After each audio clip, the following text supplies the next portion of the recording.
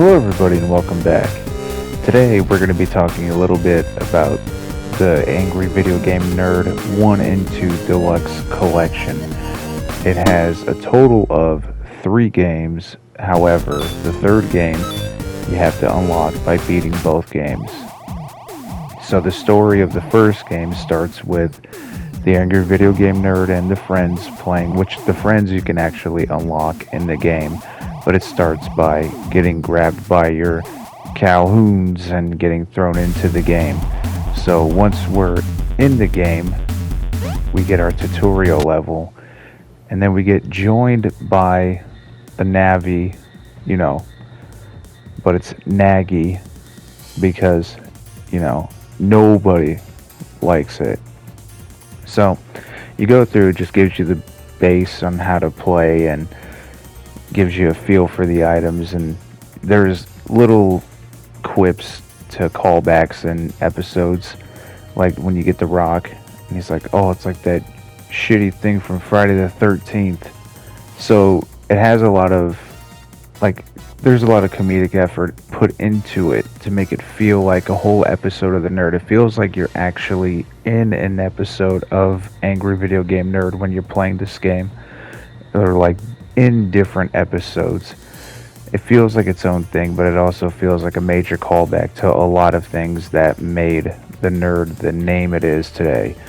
Honestly, for me, the Nerd got me through a lot of difficult times in my life, just by laughing and all that. So going back to it, once you finish the tutorial, you get thrown into a Mega Man level select screen or something similar to it, and you select your level of hatred. All of these levels are going to contain segments that you do not like, that are madly difficult, but it always is masked by this feeling of it feels familiar. It has so much borrowed from other games, but not in a bad way. They're not biting a style.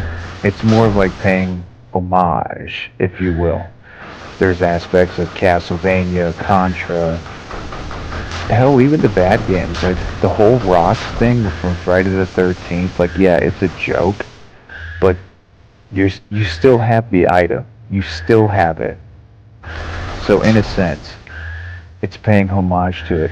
At a point in this level, you use Silver Surfer's board for the intent, and this right here is basically one of those.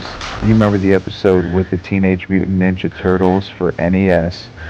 He gets mad because it looks like a ledge that you're supposed to jump over, but you walk over it, and there's a whole nother segment where that happens, and he says, oh, don't fucking tell me all you gotta do is walk over it, just like in an episode. It's so funny when the quips land, because it doesn't feel forced or anything. It's more of just a fluid nature. It just flows with the game, and it makes you feel like he's actually trapped in there and he's mad about being in this game, and you're gonna die. Let me make that clear. You're gonna die. They have a whole death counter and everything. As a matter of fact, you're gonna die so much it'll make your head spin. As a matter of fact, you're gonna die so much, I'm gonna show you right now.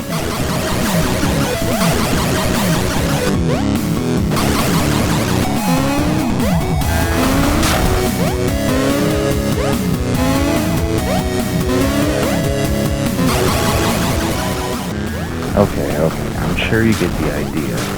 The idea is the levels are grueling on purpose.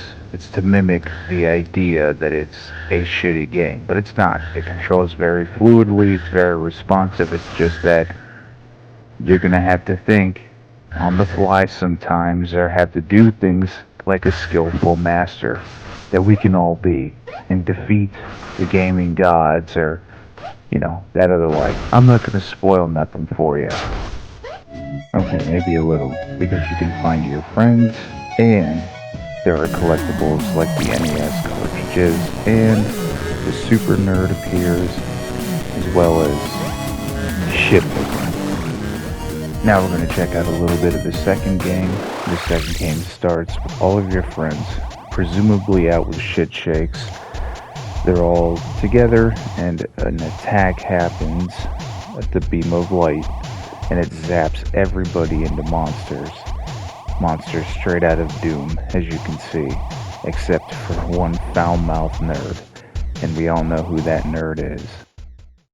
So like the first game, once you're done with the opening cutscene, you're thrown into a tutorial state where the nerd is confused and is wondering what is going on. Is it another shitty game? His words, not mine.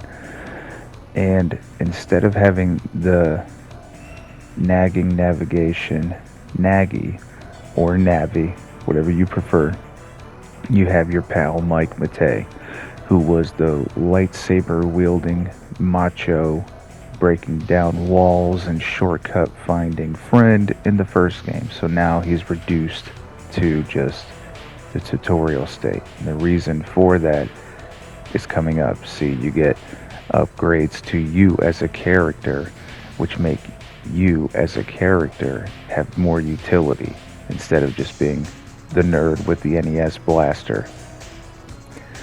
And we also get a visit from none other than Fred Fucks. Yeah, I know, dramatic, but there's a reason for it. You see, you're thrown into this because they were after his notorious Fucks capacitor. And there are 5, well technically 6, but 5 pieces that we have to find. Now, Fred Fucks is just gonna get mad and kill us over it, but eventually we get the upper hand, and eventually we steal the Fucks capacitor, because that's what we do. We're the fucking nerd. We steal it, and then we gotta collect 5 more pieces. He even says it's so stupid. Now, once the level is over, you have like a little Bugs Bunny moment, you know, in the dynamite. At the end of every level, like you would collect the carrots and jump on enemies and then blow up the stage with dynamite. Yeah, that happens. Except it's actually blowing up the stage. And I know, chump stuff because I died one time. But, with all that aside, as you notice, there's an overworld, and the overworld is very heavily influenced by Super Mario Bros. 3, which has a lot to do with demons. Again, his words, not mine. Watch the review. So it works a lot different. There's a lot of different things that go on, and we're going to actually go into a couple of them. If you pause the game, you can see where you as a character have more utility. You can find things that make you, the player, stronger, which is nice because it gives it a progression feel. And not only that, there are many more levels, which means many more chances to push the game and you as the player into what it can and can't accomplish. So with that being said, get ready for some challenge. Get ready for some things that will make you mad, like trying to jump right there. Just stay still. That's the whole thing. Is like sometimes it's just patience. Just wait a second and your time will come. And not only that, they also did a lot more with just the design. I noticed that sometimes when you would aim in the first game, it would be kind of clunky and you'd move around, but not always. It was very rare it would happen, but this polished that up real good. Anything that was like a oversight in the first game or felt like it is completely fixed in this game, which there wasn't much. They're really good games. You have thematically stronger levels in this game where maybe they had to like just throw in a few quips or have a level based on a certain game, just dedicate one level to it, and instead of just having one stage, they pay homage to like have a horror level and then have like the Friday the 13th references and things like that all strewn about. You can have multiple. So this is like ghouls and goblins, and yet Jason is one of the killers. And each stage will have different variants, including different nuances and things like that. It won't all be one run, and it won't all be one like gigantic stage. It's all different.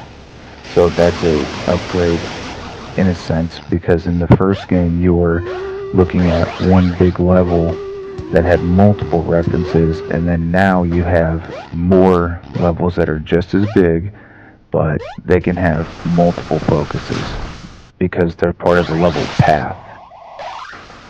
So if you were to ask me what would I rate the games, I would give them a 9.5 or a 10. I know that's biased because I like the nerd, but these games are a lot of fun to play. Frustrating, very frustrating, but it's so much fun to pick up and play and find all the secrets and do all the challenges because eventually you'll get some challenges that you can have the oversight of the difficulty. I mean, it's supposed to be hard. The game is supposed to capitalize on the old term NES hard. So I think that for what it's accomplishing and the playability and the fluidness of the controls, it is easily a game that you should play. It's got platforming, you know, high octane action, and it's got comedy. It's got everything. There's horror segments with not so much actual horror, just the nerds, but it ends up roping in a very good segment into the nerds timeline or the nerds universe, if you will. And it's easily one of the funnest iterations of like the current NES hard that's been done, in my opinion. So I think you should go out and play it. With that being said, y'all, I want to thank you all for watching. I appreciate you all, and 1K gang, let's go.